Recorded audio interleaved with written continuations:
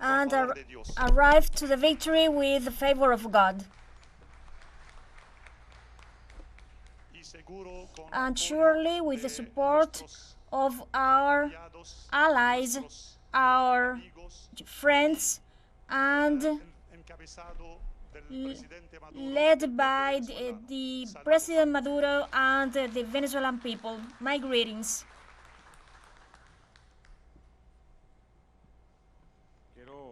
I want to give the floor to our Iranian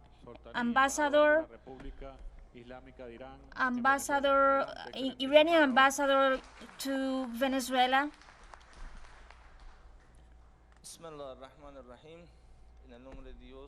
In the name of God, mercy to the Lebanese people, my dear Foreign Minister and all officials, good afternoon. My colleagues, ambassadors and all present here, good afternoon to all of you. First of all, I would like to express our deepening gratitude to the Venezuelan brother people that not only in words but also in actions and in practice has always been side by side in the fight of the sovereignty of the countries and the right of self-determination of the peoples, and unconditional support for our peoples, and so as a solidarity act of the Muslim world and of any nation that has been fighting for their independence. Second of all, everyone knows that the Middle East for many centuries has been a peaceful region, a peaceful and harmony region. That holy territory named Palestine was a point of encounter for the ethnics that were living in peace with tranquility and harmony till it was formed illegally a cancer tumor which name is Israel. From that time on, the region entered into conflicts and wars caused by the warlike and expanding policies of Israel. The region hasn't seen tranquility and peace from that day, 1948. As our Lebanese ambassador said, we are coming from the peaceful culture. We have lived in peace and we want to live in peace, and that's why we are giving priority to diplomacy and to peaceful talks. But the problem is that Israeli regime has not respected any agreement and has always continued massacring our Palestinian brothers. Not only Palestine, but also Lebanon has been a victim of warlike policies of Israel. Syria, another sister nation, and beyond, they also attacked Iran, in which they assassinated the Hamas leader, our dear brother Hassaniyem, who was an official guest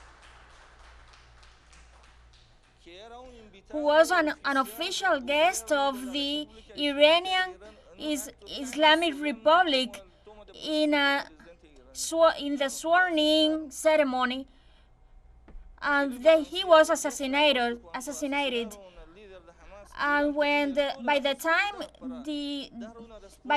they assassinated the Hamas leader, Iran has the old possibility to give an answer to Israel, but Iran, as other Arab nations, have a culture of peace, and so we prioritize diplomatic routes and we asked the United Nations to hold accountable for the crimes Israel. But the United Nations Council Security have the veto, and so two months ago, the opportunity that Iran provided to the international community, to the United Nations Council of Security. But Netanyahu not only stopped its bloodshed machinery against Palestine, but also within the United Nations, in which you were all present, in which people were talking about international cooperation, peace, coexistence among countries. Netanyahu ordered the assassination of the Secretary General of Hezbollah, and so today we commemorate his name. Long live the Secretary General of Hezbollah. And he also assassinated other military and so brothers and media outlets. For a dignified nation to defend its sovereignty, when the United Nations Security Council is unable to stop Netanyahu's offensive, when the international community, when the Western community have been accomplices of Netanyahu, so we have to defend sovereignty and to give a resounding response, a legitimate defensive response to Israel. So the Iranian forces have launched 200 missiles, which was in response, in commemoration, to bring justice to those killed by Israel. Each missile were the shoutings of all deaths, of all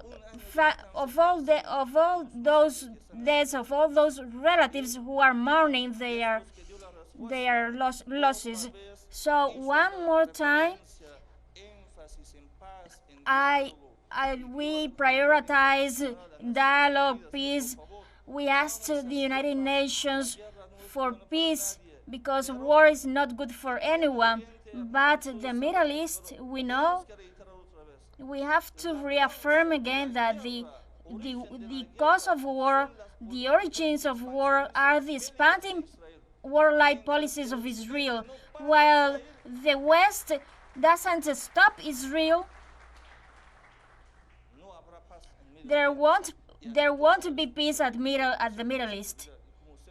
And as you mentioned, Mr. Foreign Minister, it is our turn, revolutionary countries, to be united in our shouts, asking the international community at the United Nations to press Israel, to compel Israel to respect international rights, to respect the sovereignty of the peoples, to not attack the neighboring countries, to live at peace and leave the rest of the world live at peace.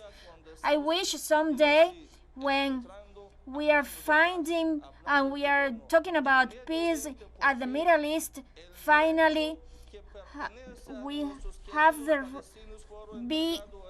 vindicated the right of the Palestinians of the territory, and they live at peace. Long live Palestine, long live Venezuela, for your unconditional support to the revolutionary countries. Thank you very much, Foreign Minister. Well, I want to give the floor to dear Fabian, Ambassador of the State of Palestine. Long live Palestine. Dear brother Foreign Minister Yvan Gil, brothers and sisters, ambassadors, guests present today in this important meeting, Foreign Minister and Deputy Foreign Ministers Tatiana. Good afternoon to all of you. We are at the brink of a year, of fulfilling a year of the genocide of an extermination perpetrated by Israel. 365 days of bloodshed, of massacres that have claimed over 41,000 lives by the Zionist regime of Israel. The vast majority of them women, children, and elderly. 17,000 children in a year assassinated, murdered. 11,000 women murdered. Massive destruction in the Gaza Strip, as the ambassador said. The Israel has the target of wiping off the existence of a people who killed 16,000 children. Has not a military target, but finishing, eradicating the Palestinian people, the future of the Palestinian people. That's the real aim of the State of Israel. 365 days, and Venezuela continues raising their voice and supporting the Palestinian cause and the flagrant right of the Palestinian people. So today we came here to thank you for so many expressions of solidarity, sisterhood, affection to the Palestinian cause. And I want to thank the rejection and the repudiation of the Bolivarian government and of the Bolivarian people, that they reject the atrocities and crimes against our people.